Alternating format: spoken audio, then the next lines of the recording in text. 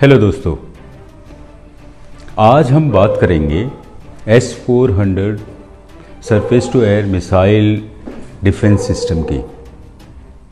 तो भारत ने, जैसे कि आप जानते हैं, भारत ने अभी S-400 एयर डिफेंस सिस्टम को एक्वायर किया है और हमने एक जो स्क्वाड्रन है इसका वो पंजाब सेक्टर में डिप्लॉय किया है।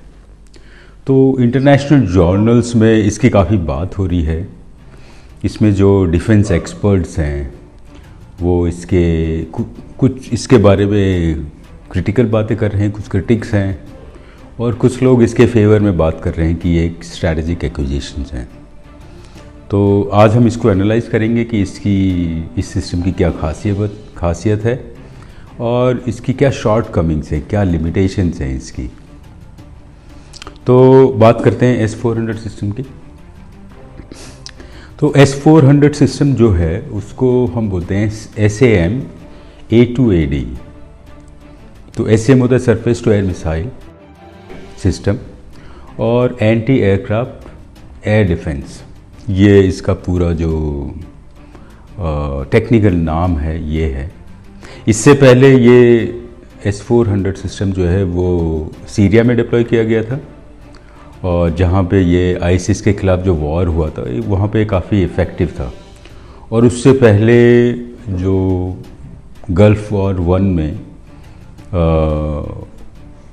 इराक ने भी इसको डिप्लॉय किया था अगेंस्ट अमेरिकन फोर्सेस के, नेटो फोर्सेस के ख़िलाफ़।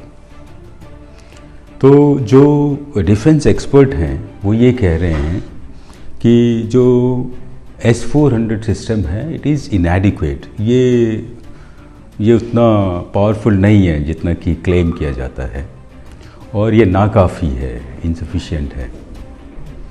और उनके जो पॉइंट्स हैं वो 3-4 पॉइंट्स हैं। पहला पॉइंट उनका ये है कि जो मैन्यूवरेबल फ्लाइंग ऑब्जेक्ट्स होते हैं जो कि अपनी डायरेक्शन जो है क्विकली चेंज कर पाते हैं, उनमें से होते हैं जैसे फाइटर एयरक्राफ्ट और क्रूज मिसाइल्स और 1-2 मिसाइल या दूसरे ऑब्जेक्ट जो इस तरह डिज़ाइन किए जा सकते हैं, वो उनको ये इंटरसेप्ट नहीं कर पाता या उनको इंटरसेप्ट करने में ये इनइफेक्टिव है। दूसरा, ये इस टाइप के जो ऑब्जेक्ट्स होते हैं वो लो फ्लाइंग होते हैं, तो ये जो इनइफेक्टिव है, मतलब उसका जो रेडार सिस्टम है उसको लेट इंटरसेप्ट करता है और उसमें फिर एक प्रोबेबिलिटी, एक चांस बन जाता है कि वो इस सिस्टम को रिसीव कर लेते हैं, इसको स्पूफ कर पाते हैं। तो ये एक मेजर पॉइंट आ रहा है इसमें। दूसरा, वो ये कह रहे हैं कि ये जो डिफेंस सिस्टम है इसकी रेंज जो है वो लिमिटेड है 20 to 25 किलोमीटर्स, क्योंकि ये विजुअल रेंज, मतलब जब तक आपको दिखाई नहीं देता उसके बियॉन्ड ये काम नहीं कर पाता। तीसरा उनका पॉइंट है कि ये जो सिस्टम है ये डिज़ाइंड है ग्राउंड ऑपरेशंस के लिए, जहाँ पे जो टेरेन है वो मैदानी है, वो प्लेन्स हैं। एंड जब जो टेरेन माउंटेनियस हो जाती है, पहाड़ी हो जाती है, जो कि हमारे नॉर्थ में और नॉर्थ ईस्ट में है, तो वहाँ पे ये इफ़ेक्टिव नहीं होता। और जो रीजन वो ये बता रहे हैं कि जो इसका जो मिसाइल गाइडेंस रेडार होता है उसकी हाइट नॉर्मली 100 मीटर के आसपास रख पाते हैं हम लोग, बल्कि नॉर्मली 50 मीटर से 100 मीटर के बीच में होती है, which is ineffective in case of mountains. तो इसको एक जो रेडार डिप्लॉयमेंट है वो काफ़ी ऊंची हाइट पे डिप्लॉय करना पड़ता है in case the war happens in mountainous regions. और चौथा पॉइंट जो उनका आ रहा है कि ये स्टेल्थ एयरक्राफ्ट को डिटेक्ट नहीं कर पाता और जो हाइपरसोनिक सिस्टम्स होते हैं उसको वहाँ पे ये इनइफेक्टिव है। तो लेकिन ये सब जो बातें इंटरनेशनल जर्नल्स में हो रही हैं डिफेंस एक्सपर्ट के थ्रू, इनमें से कुछ हद तक ये चीज़ें सही हैं, लेकिन अगर आप इसको दूसरी तरह से एनालाइज करें, इसकी जो हिस्टोरिकल परफॉर्मेंस है या जो क्लेम किया जाता है रशियन एजेंसीज़ द्वारा, तो उसको एनालाइज करके देखें तो लगता है कि ये जो ये जो डिफेंस एक्सपर्ट कह रहे हैं ये पूरी तरह से सही नहीं है। तो इसको एक एक बात पे हम आते हैं। तो सबसे पहली बात है कि ये ग्राउंड मतलब it is good only for ground operation जहाँ पे टेरेन इज़ प्लेन। तो वो बात कुछ हद तक सही है, और इसमें इसलिए ये पंजाब सेक्टर में ही फ़िलहाल लगाया गया है। लेकिन जो हमारे डिफेंस एक्सपर्ट्स हैं वो ये कह रहे हैं कि जो इंडिया पाकिस्तान या इंडिया चाइना का कॉन्फ्लिक्ट है वो कश्मीर रीजन्स में है, मेन कॉन्फ्लिक्ट वहीं पे है। और अरुणाचल और दूसरे एरियाज़ में जो हैं जो सिक्किम की बाउंड्री वगैरह जहाँ पे है वहाँ पे कॉन्फ्लिक्ट जोन्स इतने डीप नहीं है। तो इसलिए ये स्ट्रैटेजिकली जो है सही जगह एक दो स्क्वाड्रन अगर हम और डिप्लॉय करते हैं उस एरिया में तो it takes care of both the enemy countries.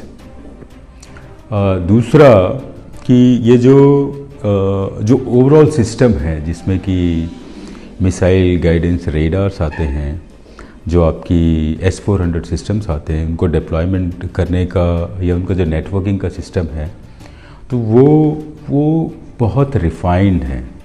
And Russian technology जो है नेटवर्किंग ऑफ क्या कहते हैं उसे सेंसर्स या इन सब का जो इंटीग्रेशन है ना, इसमें मार्वलस है। उनका कोई इक्विवेलेंस नहीं है। ये कई बार हम मतलब ये दुनिया उनका इनमें लोहा मान चुकी है कि टेक्नोलॉजी इंटीग्रेशन में उनका कोई कंपटीशन नहीं है। वो ये कहते हैं कि एक बार ये फिज़िकली डिप्लॉय हो जाता है, मतलब ट्रांसपोर्ट के बाद आपने इसको फिज़िकली कर दिया तो सिस्टम इंटीग्रेशन और इलेक्ट्रॉनिक डिप्लॉयमेंट में मुश्किल से 5 से 10 मिनट लगते हैं। चलो मान लीजिए आधा घंटा भी लगता होगा। तो इतना बेहतरीन सिस्टम जनरली दुनिया में और कोई है नहीं। नंबर 2, वो ये क्लेम करते हैं कि जब इराक वॉर हुआ था तो जो अमेरिका ने नाइट हॉक स्टेल्थ एयरक्राफ्ट उसमें किए थे और डिप्लॉय किए थे, और जो S-400 सिस्टम उस समय लगाया गया था, शायद S-300 उस समय कहते थे इसे, उसने इंटरसेप्ट किया था उनको। और अमेरिका को एक्चुअली ये सिस्टम्स पहले डिस्ट्रॉय करने पड़े इससे पहले कि वो वॉर जोन में एंटर कर पाएँ। तो इसकी कैपेबिलिटीज़ है। तीसरा जो इसके डिफेंस एक्सपर्ट इसमें चाहते हैं कि यार ये सरफेस टू एयर मिसाइल है और मिसाइल सिस्टम जो है ना इसकी एक्यूरेसी लिमिटेड है, यानी जो इसकी टारगेट को हिट करने की एक्यूरेसी है वो अनडिफाइंड है, उसमें शायद इफ़ेक्टिव नहीं है। तो मैं ये कहना चाहता हूँ कि ये जो पेट्रियट मिसाइल्स होते हैं ना वो डिज़ाइन किए जाते हैं टारगेट को हिट करने के लिए, और अगर आप उनकी हिस्टोरिकल एक्यूरेसी देखें तो वो भी 5% आती है। वो भी उसमें भी ज़्यादा जो है वो टेस्टिंग सिस्टम्स में ही पाई जाती है। एक्चुअल वॉरिंग सिस्टम में मुझे नहीं लगता उनकी 1 से 2% से ज़्यादा एक्यूरेसी है टू हिट द टारगेट। लेकिन जो S-400 का जो मिसाइल सिस्टम है it is not meant for hitting a target. तो जो टारगेट हिटिंग मिसाइल्स होते हैं ना उनका एक टारगेट टाइल होता है। तो टाइल आप मान लीजिए एक सिस्टम में 10 फीट बाय 10 फीट का होता है, उसमें उसको कहीं पे भी हिट करना है। लेकिन ये वाले सिस्टम जो है वो टारगेट टाइल के हिसाब से डिज़ाइन नहीं है, ये डिज़ाइंड है प्रॉक्सिमिटी फ्यूज के प्रिंसिपल पे।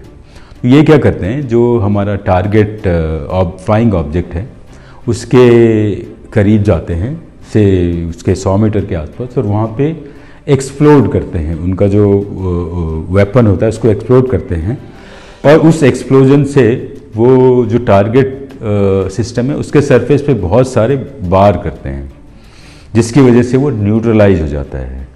तो यहाँ पे जो ऑब्जेक्ट होता है मिसाइल सिस्टम का वो टारगेट को गिराना नहीं होता, उसको न्यूट्रलाइज करना होता है, उसको इनइफेक्टिव करना होता है। उसमें ये काफ़ी इफ़ेक्टिव हैं इस टाइप के जो मिसाइल डिफेंस सिस्टम्स होते हैं। चौथा, जो पीस टाइम ऑपरेशंस होते हैं, जो बेसिकली वॉर के लिए बहुत ज़्यादा प्रिपेयर करना पड़ता है। तो जो नॉर्मल ऑपरेशंस हैं उसमें जो ये S-400 सिस्टम है ये एक डेटाबेस क्रिएट करता है जिसमें जो फ्लाइंग ऑब्जेक्ट्स हैं ना उनके लाइकली ट्रैक्स होते हैं। तो ये क्या करता है कि जो आपके एनिमी कंट्रीज़ हैं उनके जो एयर डिप्लॉयमेंट्स हैं, एयरफोर्स डिप्लॉयमेंट्स, उनको एनालाइज करके उनको एनालाइज करके एक ट्रैकिंग जो ट्रैक्स हैं, जो फ्लाइंग ऑब्जेक्ट्स हैं, वो कहाँ से आ सकते हैं और उनका लाइकली ट्रैक क्या होगा, उसका एक artificial intelligence based system create करता है, उसका डेटाबेस, और उसको फिर कैटेगराइज करता है कि ये ट्रैक जो है ये फ्रेंडली फ्लाइंग ऑब्जेक्ट लेगा या एनिमी फ्लाइंग ऑब्जेक्ट लेगा या एक न्यूट्रल फ्लाइंग ऑब्जेक्ट लेगा, और फिर वो जो टीम है उसको एडवांस में प्रिपेयर करके रखता है। इस टेक्निक की वजह से जो रेंज है इस सिस्टम की वो बढ़ जाती है 400 से 500 किलोमीटर तक, और आप प्रिपेयर्ड रहते हो एक्चुअली। सो जो रशियन एक्सपर्ट्स हैं वो क्लेम करते हैं कि 400-500 किलोमीटर तक आप अपने सिस्टम को प्रोटेक्ट कर पाते हो। जबकि जो विजुअल रेंज है वो 20 से 25 किलोमीटर ही रहती है, क्योंकि तब आपके रेडार को एक्चुअली इंटरसेप्ट करना पड़ता है ऑब्जेक्ट्स को। फाइनली जो 2 पॉइंट मैं और कहना चाहूँगा, जो हमारे जो डिफेंस एक्सपर्ट हैं, जो क्रिटिक्स हैं, वो ये कह रहे हैं कि जो A2AD bubble S400 system create करता है वो काफ़ी छोटा है, लेकिन जब आप उसको कैपेबिलिटी देते हो ये 400 किलोमीटर्स की आर्टिफिशियल इंटेलिजेंस वाली ट्रैक्स को कैटेगराइज करने वाली जो टेक्निक्स हैं, तो वो जो बबल है, जो डिफेंस बबल है A2AD, वो काफ़ी बढ़ जाता है। और फाइनल पॉइंट है कि जो वॉर ऑपरेशंस होते हैं या डिफेंस ऑपरेशंस होते हैं, उसमें एक मानना है कि there is something called man and machine. तो उसमें एक सिस्टम की इफ़ेक्टिवनेस है वो मशीन की वजह से केवल 5% होता है। जो 85% इफेक्टिवनेस आती है वो होती है स्किल ऑफ द ऑपरेटर्स। तो हमारे जो एयरफोर्स के स्क्वाड्रन हैं वो इसमें डीपली ट्रेंड हैं, उनकी काफ़ी ट्रेनिंग हुई है रशिया में, मॉस्को में, और अब वो यहाँ पे भी जो है इस सिस्टम को ऑपरेट करने के लिए एक ट्रेनिंग ले रहे हैं और अपना स्किल इम्प्रूव कर रहे हैं कि जिससे वो जो ये फ्लाइंग ऑब्जेक्ट्स हैं इनको अर्ली डिटेक्ट कर पाएँ, जो उनका मिसाइल गाइडेंस सिस्टम है उसकी एक्यूरेसी बढ़ाई जाए, और फाइनली जब आप टारगेट को हिट करते हो तो उसको न्यूट्रलाइज करने की जो इफेक्टिवनेस है उसको बढ़ाया जाए। तो ये हमारे जो फ़ौजें हैं, जो एयरफोर्स है वो कर रही है। दूसरा उनका ये मानना है कि एक बार हम लोग एक S400 सिस्टम को ऑपरेट करने में सक्सेसफुल हो जाते हैं, उसमें एक्सपर्टीज़ हम डेवलप करते हैं, तो जो हमारा इंडिजिनस ब्रह्मोस बेस्ड सिस्टम होगा उसको हम न केवल उसको बिल्ड कर पाएंगे बल्कि उसको हम equivalent to international standard develop कर पाएंगे। तो दोस्तों ये था आज का एनालिसिस। प्लीज़ अपने कमेंट्स इसमें करें, इसमें आपको क्या अच्छा लगा और कहाँ पे हम लोग इम्प्रूव कर सकते हैं। हम आपके लिए पीरियडिकली जो इंटरनेशनल जर्नल्स में जो डिफेंस की बातें हो रही हैं उसको एनालाइज करके लाते हैं, और मुझे लगता है आप एंजॉय कर रहे हैं इसको। सो थैंक यू एंड जय हिंद।